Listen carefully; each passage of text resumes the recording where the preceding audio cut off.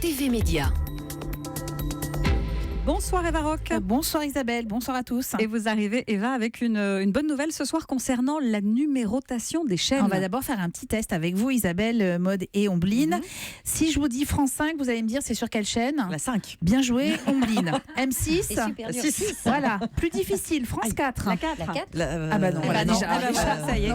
c'est sur la 14, sauf si vous passez par Canal et la chaîne est sur le canal 63. Plus difficile encore, RMC Découverte.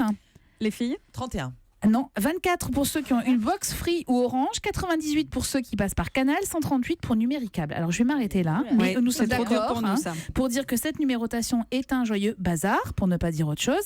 Mais heureusement, le CSA est là et a décidé de mettre de l'ordre dans tout ça. Alors ça veut dire quoi, mettre de l'ordre ? Est-ce que tout le monde va être logé à la même enseigne, quelle que soit la box à laquelle on est abonné ? Parce que c'est ça le problème. Hein. Oui, alors presque, j'ai envie de vous dire. Le CSA demande aux opérateurs d'harmoniser leur numérotation pour les chaînes de 1 à 27, c'est-à-dire de TF1 à France Info. Mais si SFR Numéricable souhaite toujours faire remonter Paris Première, par exemple, dans la numérotation, comme c'est le cas jusqu'à présent, ce sera encore possible. Il faudra simplement donner le choix aux usagers, pas question de leur imposer un classement. Et franchement, c'est pas du luxe. Pour des raisons d'équité entre les chaînes, cette disposition paraît quand même logique. En revanche, après la chaîne 27, chacun continue de faire ce qui lui plaît. Ça veut dire quoi ? Qu'il n'y a aucune règle ? Alors le CSA en fait a demandé aux opérateurs quelques préconisations en la matière. C'est-à-dire ils leur ont demandé de faire des blocs cohérents. Toutes les chaînes qui sont dans une même langue, elles seraient réunies ensemble. Ou des chaînes qui visent un même public, les chaînes jeunesse par exemple, ou une thématique, pour éviter d'avoir tout et n'importe quoi. Alors ces nouvelles mesures devront être rapidement mises en place sous peine d'avertissement du CSA. A priori, ça devrait être effectif dans les 6 mois. Alors je vous le concède, la sanction ne fait pas franchement peur, un avertissement, bon.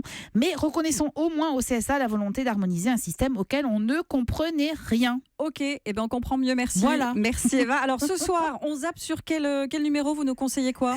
Je vous conseille surtout d'avoir le cœur bien accroché, alors surtout si vous êtes végétarien. Envoyé spécial diffuse une enquête édifiante sur les abattoirs. Les journalistes en fait ont réussi à convaincre certains de ces établissements à ouvrir leurs portes et ont réalisé des entretiens avec des ouvriers qui travaillent dans ces lieux.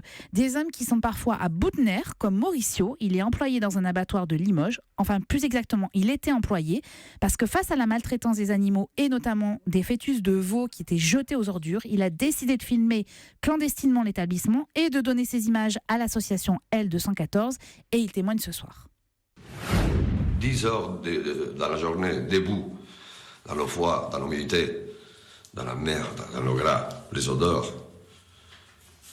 On finit la journée, mais démoli, mais mort. Moi, je ne peux plus. Moi, je ne peux plus.